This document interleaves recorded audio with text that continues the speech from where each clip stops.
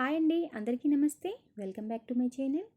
ఈరోజు మన ఛానల్లో పెసరపప్పు బీన్స్కాయ ఫ్రై ఎలా చేయాలనేది చూద్దాము.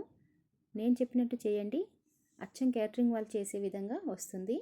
టేస్ట్ అయితే చాలా సూపర్గా ఉంటుంది. ఇది రైస్తో తిన్నా బాగుంటుంది, అలాగే చపాతీతో తిన్నా కూడా చాలా టేస్ట్గా ఉంటుంది. తప్పకుండా మీరు ట్రై చేసి ఎలా ఉందనేది నాకు కామెంట్ చేసి చెప్పండి. ఇక ముందుగా బీన్స్ తీసుకొని ఈ బీన్స్కి ముందు వెనకాల ఉన్న కాడలు కాస్త తుంచేసేసి వీడియోలో చూపిస్తున్నట్టుగా ముక్కలుగా కట్ చేసుకోండి. నేనైతే ఇలా మీడియం సైజ్ ముక్కలు కట్ చేస్తున్నాను. మీకు ఇంకా చిన్నగా కావాలంటే చిన్నగా కూడా కట్ చేసుకోవచ్చు. ఈ విధంగా కట్ చేసుకోవాలి. ఇలా అంతా కట్ చేసుకున్న తర్వాత స్టవ్ మీద ఒక ప్యాన్ పెట్టేసేసుకొని తగినంత ఆయిల్ వేసుకోండి. ఒకసారి ఆయిల్ హీట్ ఎక్కిన తర్వాత దీంట్లో కొద్దిగా జీలకర్ర ఆవాలు కూడా వేసేసుకుని అలాగే 2-3 ఎండుమిర్చిని ముక్కలుగా చుంచుకొని వేసేసుకోవాలి. అలాగే ఒక ఆనియన్ని సన్నగా కట్ చేసుకొని అందులో వేసుకోండి. తర్వాత కొద్దిగా కరివేపాకు రెబ్బలు కూడా వేసేసుకోండి.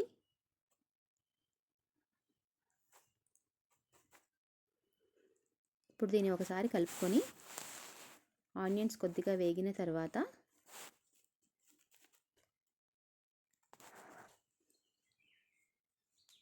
మనము ముందుగానే కట్ చేసి పెట్టుకున్న ఈ బీన్స్ ముక్కలను ఇందులో వేసేసుకోవాలి. ఇలా అంతా కూడా వేసేసుకొని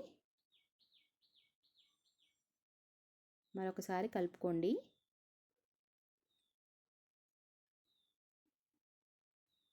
ఇలా ఒక 2 నిమిషాలు ఆయిల్లో వేగిన తర్వాత ఇప్పుడు దీంట్లో 1 టేబుల్ స్పూన్ వరకు సాల్ట్ వేసుకోండి. అలాగే 1/2 టేబుల్ స్పూన్ పసుపు కూడా వేసుకొని మరొకసారి కలుపుకుందాము.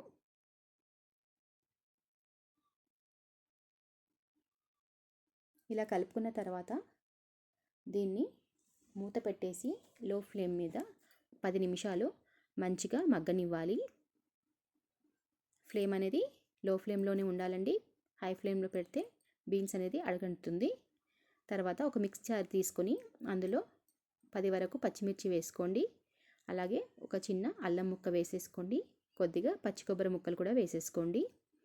ఒకవేళ మీరు కారం ఎక్కువగా తింటే పచ్చిమిర్చి ఇంకో 2-3 ఎక్స్ట్రా కూడా వేసుకోవచ్చు. ఇలాగా మిక్సీ పట్టుకొని ఈ మిశ్రమాన్ని పక్కకు పెట్టుకోండి. 10 నిమిషాల తర్వాత మన బీన్స్కాయ ఇలా మంచిగా మగ్గి ఉంటుంది.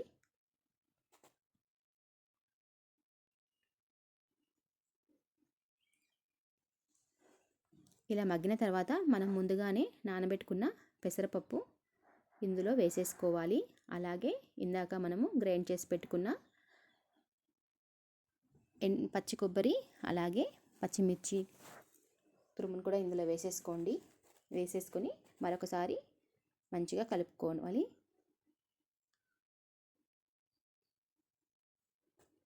ఇలా అంతా బాగా కలిసేలాగా కలుపుకున్న తర్వాత దీన్ని మరి మూత పెట్టేసి మరొక 5 నిమిషాలు లో ఫ్లేమ్ మీద మగ్గనివ్వాలి. ఇప్పుడు 5 నిమిషాలు అయిపోయింది కదండి. మూత తీసేసి ఇప్పుడు దీంట్లో 1 టేబుల్ స్పూన్ వరకు జీలకర్ర ధనియాలు కలిపి చేసిన పొడిని ఇందులో వేసేసుకోవాలి. అంతేనండి, ఎంతో రుచికరమైన పెసరపప్పు బీన్స్ ఫ్రై రెడీ అయిపోయినట్టే. చాలా టేస్ట్గా ఉంటుందండి.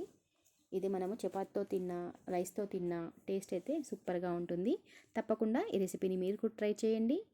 ఎలా ఉందనేది నాకు కామెంట్ చేసి చెప్పండి. అలాగే మన ఛానల్ని ఎవరైతే మొదటిసారి చూస్తున్నారో మన ఛానల్ని సబ్స్క్రైబ్ చేసుకోండి, లైక్ చేయండి, షేర్ చేయండి.